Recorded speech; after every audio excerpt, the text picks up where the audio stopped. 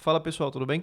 A gente estava falando sobre algumas coisas sobre pilares de Cloud Native, onde a gente consegue contemplar a parte de automação, a gente pode também contemplar a parte de resiliência e, querendo ou não, tentar fornecer uma estrutura, uma arquitetura bem consolidada que, caso a minha aplicação venha a dar certo, a gente consiga contemplar tudo isso sem passar pelo fracasso de lentidão, né? Por exemplo, pega lá na época do Diablo, quando ele deu certo, muitos jogadores reclamaram que os servidores estavam travando. Ou pega aí, por exemplo, a questão do Enem, quando você vai fazer a inscrição nos últimos dias e ele dá lentidão, ou até o imposto de renda, né, quando você tenta fazer a declaração ali e não consegue. Tudo isso é uma questão de recursos em cloud, onde a gente consegue, talvez, dependendo do nosso budget de orçamento, ajustar para que algumas máquinas atendam essa necessidade e automaticamente elas escalem. Mas a gente só consegue desenvolver um código legal se nós soubermos como contemplar todos esses cenários. Bom, para isso, eu estou utilizando um livro aqui como referência de DevOps, onde tem a parte de cultura. A gente está falando sobre algumas partes de Cloud Native e, querendo ou não, a gente está falando sobre o ferramental de Kubernetes que contempla toda a parte dessa infraestrutura que roda os containers. Mas a gente ainda não chegou ali na execução. Vamos ver algumas coisas. Para quem caiu aqui de paraquedas, meu nome é Antônio Tomaselli, eu estou aí no mercado de tecnologia há mais ou menos uns 16 anos e eu estou, através desses vídeos, compartilhando um pouquinho do meu conhecimento. Bom, eu trouxe para vocês aqui um guia para me ajudar na parte de orientação, mas esse slide aqui a gente já viu da parte do Cloud Native no vídeo anterior, então não vamos entrar no detalhe. O nosso foco está sendo utilizando a Google Cloud Provider como um provider de cloud, Google Cloud Platform, e aí a gente vai fazendo esses ajustes para a gente entender como conseguir performar ali uma coisinha ou outra. Bom, mas antes da gente contemplar, vamos para a parte que vai te ajudar, independente do provider que estivermos usando. Bom, todo o nosso ecossistema de Cloud Native hoje está dentro do alicerce de algumas ferramentas open source. Então, se você é um desenvolvedor e você gosta de contribuir ou quer estar dentro de alguma coisa coerente, é importante que você entenda que existem ferramentas que te permitem interagir com elas e você conseguir entender para onde o mundo open source está indo. Se você não sabia, o Docker ele foi feito em Go, então foi utilizado ali todo o entendimento de como containerizar, né, como pegar pastinhas, a gente já vai entrar nesse detalhe, mas o Docker foi feito em Go, o Kubernetes foi feito em Go, o Proxmox agora eu não sei, e o Containerd também acho que foi feito em Go. Então, nós temos algumas ferramentas que podem nos ajudar, mas o importante é entender que elas são open source e você consegue utilizar. Mas antes de a gente entrar nesses detalhes dessas ferramentas, vamos ver uma coisinha interessante. O mercado, ele vai navegando algumas ondas que a gente precisa entender, porque ele surge para resolver problemas. Então, nessa imagem, se formos analisar de baixo para cima, vamos perceber que nós temos a infraestrutura. O que seria a infraestrutura? É o seu computador. Então, pensa que o seu computador, ele pode operar vários sistemas operacionais dentro dele. Então, as empresas não operam dentro de um notebook, apesar de ser possível você pegar vários notebooks e conectar ela. Coloque aí no comentário se você já viu alguma empresa que faz isso. Mas, pensando numa infraestrutura mais robusta, você vai ter um data center, um rack gigante com vários CPUs, várias memórias, e você vai ter esse hardware, né, essa placa, sendo gerenciada por um programa. Aqui nesse caso, eu trouxe programas que estão no nosso dia a dia, mas nem sempre são eles que estão ali por trás. Mas as empresas costumam utilizar, por exemplo, o próprio VMware, né? Nesse caso aqui, esse tipo de VMware aqui, ele está mais focado no uso em casa. Mas, se você olhar no histórico, do nosso ecossistema open source, o QEMU KVM ele estava ali operando. Inclusive, hoje, com alguns bloqueios e restrição do Docker Desktop, que foi indo para o lado de cobrar o uso do Docker Desktop, o QEMU ele acabou surgindo ali com um software chamado Colima, para que você dentro do Mac, você consiga chamar o Colima, que o Colima chama o QEMU e o QEMU consegue chamar um Kubernetes ali para poder executar. Então fica sempre esse mundo open source te auxiliando e às vezes você nem sabe disso. Mas vamos pensar então, eu tenho o hardware, eu tenho minha memória, eu tenho minha CPU, eu tenho meu disco, eu tenho o hypervisor meu hypervisor ali que vai tipo tá gerenciando todos esses recursos e conforme o meu hardware, eu vou disponibilizando isso para um sistema operacional. O problema é que quando eu tenho um sistema operacional instalado, seja ele Linux ou Windows ou qualquer outro que seja, eu tenho que disponibilizar muito recurso para contemplar aquele sistema operacional completo. E aí entra, né, a divergência entre, e agora, uso o container ou uso máquina virtual? Se você entra numa empresa que já existe há muito tempo, essa empresa com certeza vai ter muita máquina virtual. Então você vai precisar lidar com esses cenários. Se você for o desenvolvedor, provavelmente isso vai ser muito abstraído para você, e isso você não vai ter uma preocupação. Mas é importante que quando você está construindo o seu software e validar ele para ver se vai dar certo ou não, você vai precisar pensar numa estrutura que não vai te consumir tanto dinheiro. E provavelmente o melhor caminho para isso vai ser, de fato, usar uma máquina virtual. Então é importante imaginar que o mercado tem ali uma ferramenta chamada Packer, da HashiCorp, e esse Packer você consegue montar uma imagem, como se fosse aquela ISO do Windows que você faz download e instalar na sua máquina, você consegue gerar uma imagem da HashiCorp ali, contemplando todas as necessidades do seu software, e você consegue gerar essa imagem e rodar dentro de um ecossistema de máquina virtual. No caso aqui, como a gente está focando em Google Cloud Platform, a gente vai falar ali sobre o Google Compute Engine, que vai ser uma máquina virtual que você vai conseguir contemplar.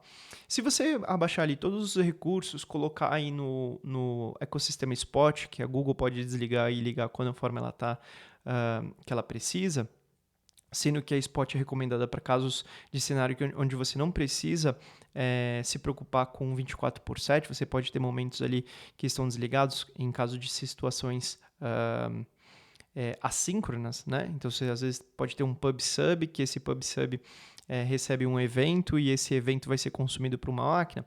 Então, no caso, quando eu falo PubSub é o tópico para eventos, tá? E aí, quando você tem essa máquina que pode ser desligada, você pode selecionar esse produto Spot. Se você não pode ter o Spot, aí talvez você precise utilizar uma máquina que não seja Spot e ela vai ficar ligada 24/7, consequentemente vai te gerar mais custo. Então é importante que você entenda essas diferenças e consiga tomar a melhor decisão baseado em custos. Bom, aqui essa imagem é só para dar uma visão para você que nós temos a parte de on-premise, ou seria a sua própria casa, onde você teria algumas aplicações, conversando através de uma VPN, onde receberia essa conexão, e essas máquinas, elas processariam essa informação.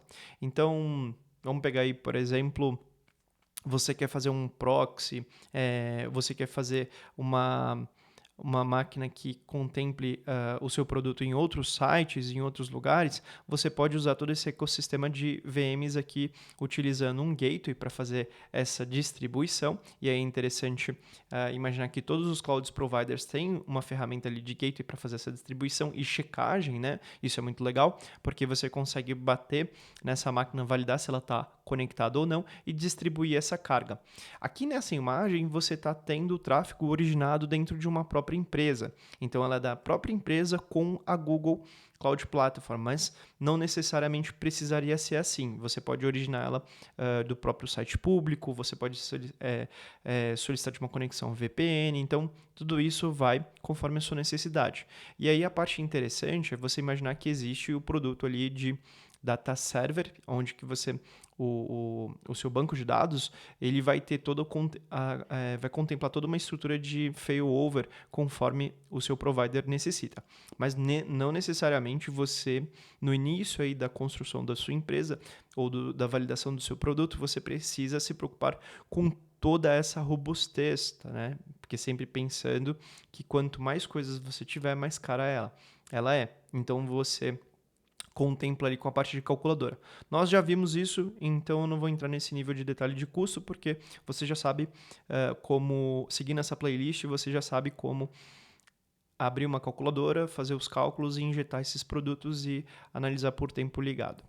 Bom, agora pensando um pouquinho no mundo open source, a gente tem várias ferramentas. E uma delas muito interessante, que provavelmente você não conhecia, é o Proxmox, que ele olha para o hardware ali de vários servidores e ele permite que você retire pedacinhos desses servidores e crie novas máquinas para você conseguir contemplar. Então, o Proxmox ele é uma ferramenta open source que vai te ajudar nesse ecossistema. Então, se você quer construir o seu próprio SaaS, você quer se envolver nesse mundo, talvez, e você tem estou dando um exemplo aqui, mas se você tem um computador parado, talvez você instalar o Proxmox, ele vai tomar conta de todo o seu sistema operacional e você consegue, através de uma interface, gerenciar todo esse ferramental ali para poder conseguir distribuir em máquinas menores. Então, pensa que você vai ter o seu notebook, estou dando um exemplo notebook, ou poderia ser um rack, e através desse rack você vai selecionando e construindo máquinas menores para poder atender as suas necessidades. Então, é uma aplicação ali open source que é muito legal para você ter conhecimento que existe isso. Bom, voltando aqui então, a gente sabe que existe aqui o Proxmox, que ele vai fazer a distribuição ali do contexto de hardware conforme o seu sistema operacional. Aqui é um diagrama onde que mostra como que o Proxmox ele distribui esses recursos. Novamente, ele se utiliza também de ferramentas open source, como a LVM, como a gente já explicou em outros vídeos. Então, acho que aqui a gente não vai entrar tanto no nível do detalhe, é só para dar uma visão para você e mostrar que existem outras ferramentas que o mercado às vezes abstrai tanto que quem está começando agora acaba nem ouvindo falar dessas ferramentas. Uma outra ferramenta muito interessante aqui para você perceber é o QEMU. O QEMU ele está presente há muitos anos no mercado open source porque ele consegue virtualizar algumas coisas. Inclusive agora, com algumas restrições do Docker Desktop se tornando pago, o QEMU ele surgiu novamente ali onde que você no Mac consegue emular, virtualizar, né, uma parte e rodar o Kubernetes ali por trás. Então aqui é só para dar uma visão de como funciona o Proxmox. Então ele utiliza do QEMU para poder gerenciar toda essa engrenagem. Bom, falando um pouquinho agora de container. O mercado, ele está provavelmente, vou colocar aí uns 95% dentro do contexto de containers. Então, quando você cria uma função na cloud, no conceito de serverless, e você processa essa informação, o container nasce naquele momento, processa a sua informação e depois ele morre. E essa é a parte interessante, onde você consegue reduzir custo, porque do lado da Google, por exemplo, você consegue ter um único hardware contemplando vários clientes, porque o cliente entra com aquela função serverless, ele processa essa informação e depois ele morre. E aí você tem esse conceito de container sendo muito relevante para que você consiga acelerar e validar ideias e também somente pagar pelo uso, né? Lembra que a gente já vem falando nessa série de vídeos que o mais interessante da cloud é pagar somente pelo uso. Então, o container aqui, ele nasce com uma camada de abstração acima ali do hardware e do hospedeiro, né, do host, ali onde a gente tem aqui o sistema operacional, que também não é uma informação que a gente tem que se preocupar, ainda mais no conceito de desenvolvimento. A gente só tem que se preocupar em criar uma aplicação que ela consiga rodar dentro desse container. E aí, né, até justifica o porquê que o Docker surgiu lá atrás. Ele veio para resolver aquele problema do estou rodando na minha máquina está funcionando, que provavelmente você tem todas as libs instaladas ali, e quando você leva para um outro lugar, essas libs não existem. Então, provavelmente você começa a ter uma série de dor de cabeça que o container ele cria essa abstração e você não se preocupa mais lidar com o sistema operacional. Você consegue simplesmente se preocupar com o código da sua aplicação e com as libs que estão instaladas dentro daquele container. E aquele container ele fica muito mais leve. Então, antes da gente avançar no container e nas suas imagens, vamos entender de onde que veio o container? Nessa imagem, você tem o seu Linux representado por pastas amarelas, e você pode perceber que você tem a sua raiz, o barra, e você tem a pasta bin, o etc, você tem o home, o sr, e aí você tem esse pontilhado vermelho representando uma cadeia, né? No caso uma jaula, onde você consegue emular um sistema operacional. E era assim antigamente, antes de máquina virtual, antes de container, que as pessoas conseguiam compilar pacotes de um sistema operacional para o outro. Então, por exemplo, se eu tenho uma máquina que eu uso o Debian e eu quero criar um pacote para o Ubuntu, eu não preciso ter o Ubuntu necessariamente na minha máquina. Eu posso encapsular ela através de um comando chamado chroot, e com o chroot eu consigo ter todo o necessário para poder compilar aquele pacote e gerar o meu .deb, que provavelmente você já instalou ali com ou o apt-get ou o dpkg para poder instalar. Então o chroot ele te ajudava nesse contexto. Então, se você quer, de fato, conhecer um pouco mais ali na raiz de como todo esse ecossistema surgiu e o que fez os desenvolvedores lá atrás tentar ajudar esse mundo de infraestrutura, esses desenvolvedores, tendo esse conhecimento, conseguiram trazer essas novas ferramentas. Então, as pessoas hoje operam ferramentas construídas por desenvolvedores que tinham todo esse conhecimento e esse know-how aí para poder trazer soluções inovadoras. Bom, aqui é interessante a gente entender que existe o Docker Hub. O Docker Hub ele é uma ferramenta que você consegue simplesmente consumir várias imagens. Por exemplo, agora está no hype a parte de inteligência artificial, que também foi criada pela própria Google, de certa forma, nesse hype que está agora, porque a Google ela já vem contemplando várias ferramentas. Uma delas, inclusive eu tenho certificação no TensorFlow, que é uma ferramenta para construção de redes neurais. Então, o TensorFlow permite que você crie várias camadas de redes neurais para validar certos produtos.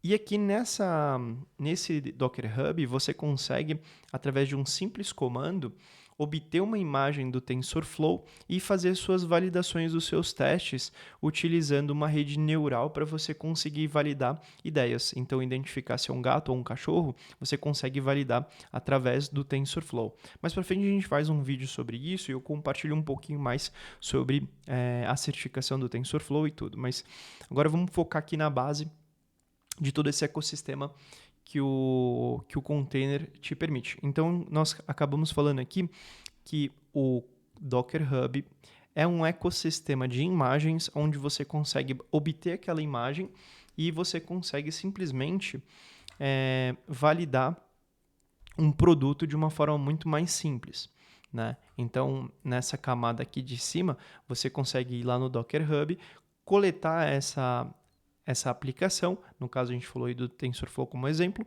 e a gente consegue validar ela rapidamente. Então, se você é um desenvolvedor, por exemplo, web e quer usar o React para poder validar como ele funciona, pode ter certeza que você consegue fazer download ali de um container com Node, validar essa ideia. Ah, mas eu quero trabalhar ele com Python e redes neurais. Vai lá que tem uma imagem somente para isso. Ah, mas eu quero validar uma ferramenta de segurança. Pode ter certeza que dentro do Docker Hub tem uma ferramenta só para segurança e você consegue contemplar e validar de forma muito simplista aí com todo esse material que a gente está passando para você.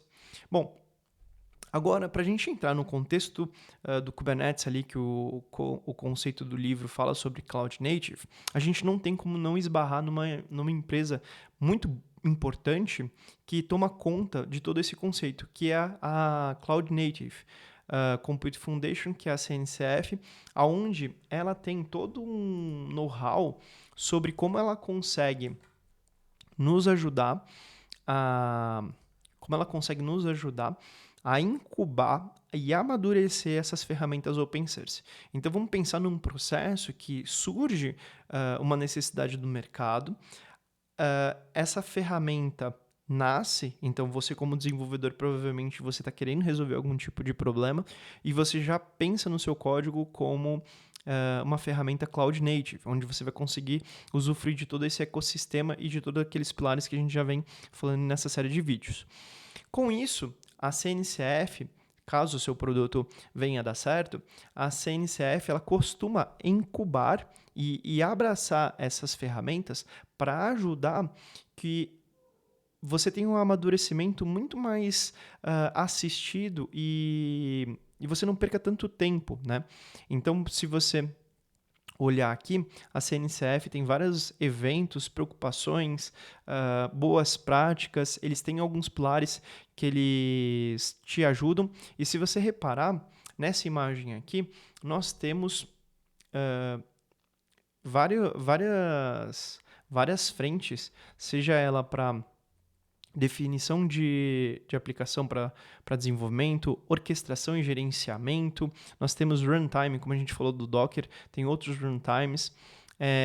Nós temos provedores, então, no caso, para ajudar você, seja eles com policy, por exemplo, como o OPA. Então, no caso, você tem aqui a parte de observabilidade, com o FluentD, que também estava por trás ali da parte de monitoramento do GKE, mas aos poucos a gente vai evoluindo essa estrutura. Tem o Prometheus, que também, quem gosta bastante de observabilidade, o Prometheus está ali por trás, então a gente mais para frente pode falar sobre isso. Mas pensa que todas essas ferramentas, elas provavelmente chegaram num amadurecimento e numa propriedade muito boa, porque elas contaram com todo esse know-how que a CNCF provê.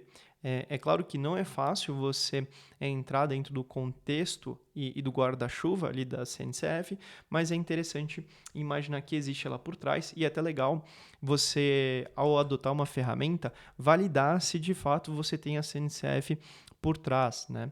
Então, isso te traz mais segurança até para na hora de colocar dentro da sua empresa se aquela aplicação vai aguentar ou se ela não vai morrer no meio do caminho. Às vezes você adota uma tecnologia por ser hype e passa um tempinho e ela acaba deixando de existir, que acontece. Bom, e agora a gente acaba esbarrando no Kubernetes, que é, querendo ou não, hoje o sistema operacional da cloud.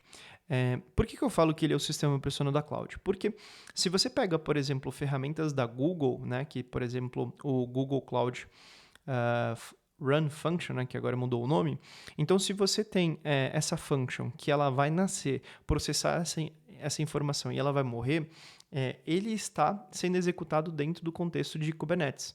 Então você acaba precisando entender que existe, não necessariamente você como desenvolvedor precisa operar esse ferramental, mas é interessante saber que ele existe ali para auxiliar você. E o mais legal é que hoje a CNCF, se você for olhar todos os pilares que ela cuida, o Kubernetes ele é uma ferramenta que mais conduziu e que direcionou para toda essa estrutura. Então, o Kubernetes ele é, de fato, resiliente, ele tem as suas APIs onde ele permite automação, você consegue adicionar nessas APIs ferramentas adicionais para fazer o monitoramento. Então, você tem uma série de recursos que o Kubernetes permite que você gerencie de forma flexível conforme você quiser. Então, se você é um desenvolvedor que conhece de Python, você tranquilamente pode pegar o seu Python e você pode consultar as APIs do próprio Kubernetes e manipular ele conforme você quiser. Então, vamos só dar uma olhada aqui. O Kubernetes ele já está há bastante tempo, então, só para você ter uma ideia, ele foi aceito ali pela CNCF em 2016, e ele foi avançando essa parte de maturidade e ele foi sendo abraçado por todas as empresas praticamente do mercado. Então, querendo ou não, você não conhecer do Kubernetes é um pouquinho imaturo e talvez ainda você precise evoluir algumas skills, porque o Kubernetes ele vai mostrar para o mercado que a sua aplicação ela é bastante robusta. É claro que não necessariamente você precisa nascer já dentro do Kubernetes. Vamos pegar também a questão de entender o budget que você tem disponível para aquilo. Mas saber usar o Kubernetes é importante porque você já tem que ter uma visão de onde você está e para onde você vai. Bom, falando um pouquinho do Kubernetes, ele é segregado, né, para ele contemplar em todas essas ferramentas, ele é separado em várias APIs.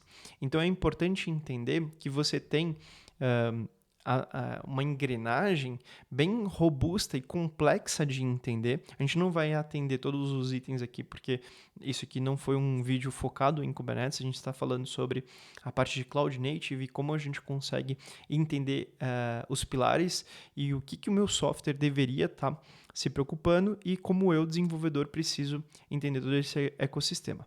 Bom, e aí, para que o Kubernetes conseguisse entrar nessa questão do Cloud Native, repara que ele tem as questões dos nós. Os nós são os servidores que eles estão operando a CPU, memória e disco. Então, você, nesse caso aqui dessa imagem, retirada ali da documentação oficial, a gente tem 1, 2, 3 nós, onde esses nós eles têm um executável tomando conta desse hardware, que é o que a gente chama de kubelet. Então, você tem aqui essa legenda, né, que vai mostrar para você. E o kubelet, se você reparar, ele tem uma seta que ele vem até uma API que está dentro desse pontilhado azul, nesse cercadinho aqui, que é o control plane.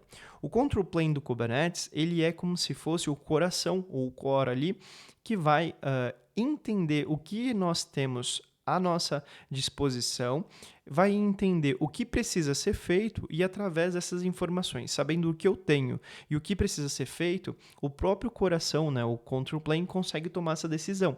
E aí essa API ela consegue distribuir os seus containers conforme você for precisando. Então pensa que quando você pede para o Kubernetes criar uma imagem de TensorFlow, como a gente acabou falando, ele pega esse kubelet, consulta se aquele nó ele tem recurso disponível, ele pega esse container, sabendo os requisitos daquele container, né, aquela aplicação, e ele injeta dentro desse nó toda essa informação para ser executado. O kubelet pega e começa a lidar com essas informações e eles vão trocando essas informações entre eles, garantindo toda a estrutura.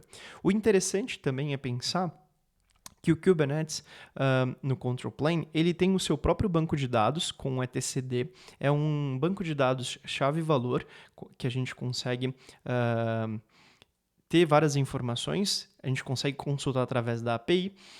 Se você for um administrador de Kubernetes, você pode também realizar backups desse etcd para poder fazer algum restore, caso necessário. Existe hoje uma aplicação muito importante, né, bem consolidada, que também está dentro do guarda-chuva ali da CNCF, que é o Veleiro. Então, utilizando o Veleiro, você consegue fazer todo o backup. Não é uma necessidade para um desenvolvedor. O desenvolvedor está muito mais preocupado em injetar o container e esse container ser processado e executado. E o administrador ali só tem que garantir que esse Kubernetes, esse ecossistema todo, ele está disponível. O interessante aqui é pensar que a Google disponibiliza para você o que ela chama de GKE, que é o Google Kubernetes ali dela. E aí você consegue ter uma abstração sem precisar ter tantas dores de cabeça. Se você for construir todo esse ecossistema na mão, você vai precisar formatar e instalar dentro de um nó o seu Linux e depois criar chaves de confiança para você integrar um com o outro. E isso vai te demandar um bom tempo. Já indo na cloud e clicando ali no GKE, por exemplo, você já vai conseguir ter todo esse ecossistema muito mais rápido e fácil para você já, provavelmente em 10 minutos, conseguir já injetar sua aplicação. Importante falar que o mercado agora ele tem para você testar na sua máquina o Minikube, o Kind, e aí eu vou deixar no link para a gente conseguir fazer a instalação desses serviços e validar. Mas por enquanto vamos ficar na parte teórica, depois a gente vai pegando alguns vídeos no técnico para a gente consolidar. Então vamos primeiro se preocupar com a base e ter esse conceito. Aqui é uma visão do que é um objeto que o Kubernetes ele consegue entender como uma ordem do que é para construir. Então, pensando quando eu vou criar uma aplicação, eu passo uma receita de bolo para o Kubernetes, ele lê essa receita de bolo e ele consegue executar e disponibilizar. Então, lendo aqui, você percebe que ele tem a API que ele está comunicando, então esse apps na versão 1.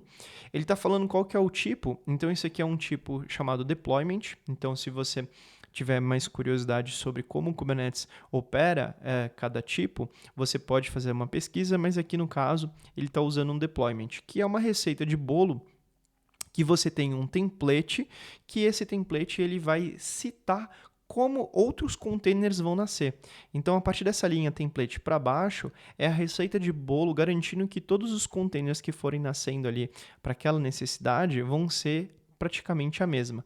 E olha que interessante, você não precisa decorar, acho que é importante falar isso, né? Você não precisa decorar essa receita do bolo toda, mas é interessante entender o que está acontecendo. Então aqui ele tem um metadata com uma label chamada app::nginx, que é o nome de referência. Então, através dessa label, você consegue selecionar e descobrir qual que é esse container. E você tem uma descrição de uma especificação técnica falando que esse container ele vai ter o nome de Nginx e ele vai utilizar a imagem Nginx na versão 1.14. Isso quer dizer que ele vai lá no Docker Hub ou em outro registry que você definir, né? Então, quando vocês ouvirem essa palavra registry, é algo semelhante ao Docker Hub. Então, a sua empresa pode ter o seu Docker Registry, você pode instalar lá uma maquininha ou até algo semelhante como um Google Cloud Storage, armazenar suas imagens lá e obter.